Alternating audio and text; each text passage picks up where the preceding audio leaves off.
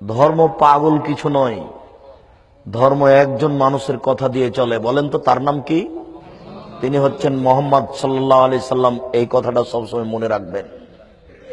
আমি আপনাকে হানাফি, শাফি, মালিকি হতে নিষেধ করিনি। আপনি হন, হানাফি হয়ে থাকেন, মালিকি হয়ে থাকেন, হাম্বলি হয়ে থাকেন, আপনাকে আমি নিষেধ করিনি। কিন্তু বিচারের মাঠে যখন আপনি বলবেন আমার ইমাম আবু হানিফা রাহিমাহুল্লাহ, তখন যদি উনি বলেন না না না না আমি কাউকে এই কথা বলিনি, আমাকে মেনে চলো এই কথা আমি কাউকে বলিনি, যদি এরকম বলেন তাহলে কি হবে? আপনি যদি বলেন আমি ইমাম শাফিকে মানি, উনি যদি বিচারের মাঠে না খরচ করেন তাহলে কি হবে? এই জন্য পৃথিবীতে একজন মানুষকে মাথায় রাখবেন, যার নাম মুহাম্মদ সাল্লাল্লাহু আলাইহি সাল্লাম। লাভ হোক আর লস হোক, বেশি কিছু করার দরকার নেই।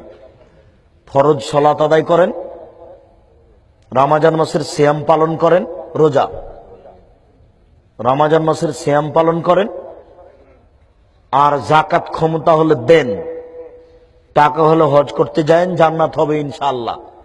একটা লোক আল্লাহ রাসূলের কাছে এসে বলছেন দুল্লানি আমালেন ইলা আমিলতু দাখালতুল জান্নাতা। আল্লাহ রাসূল আমাকে একটা আমলের কথা বলেন তো আল্লাহ রাসূল, যে আমল করে আমি জান্নাতে চলে যাব, এই একটা আমলের কথা বলেন। তখন রাসূল সাল্লাল্লাহু আলাইহি সাল্লাম বলেন 5 ওয়াক্ত ফরজ সালাত আদায় করবে, রমজান মাসের সিয়াম পালন করবে, ফরজ যাকাত আদায় করবে, টাকা হলে হজ। এই পর্যন্ত শোনার পরে লোকটা বলছে ওয়াল্লাহি লা আজদু আলা হাজা আনকুসু মিনহু, আল্লাহর কসম আমি এর চেয়ে কম করব না, আল্লাহর কসম আমি এর চেয়ে বেশি করব না, আল্লাহর কসম আমি এর চেয়ে কম করব না, আল্লাহর কসম আমি এর চেয়ে বেশি করব না। এইভাবে বলছে আর চলে যাচ্ছে, কসম করছে আর বলছে আর চলে যাচ্ছে।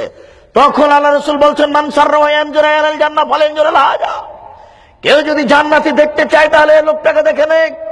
এই শোনো আমার সঙ্গী সাথী, তোমরা যদি কেউ জান্নাতীকে দেখতে চাও, এই যে দেখো এই যে লোকটা জান্নাতি, ও কিন্তু তাহাজ্জুদ পড়বে না।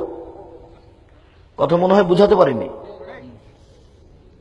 উনি কিন্তু তাহাজ্জুদ পড়বেন না, উনি পড়বেন না,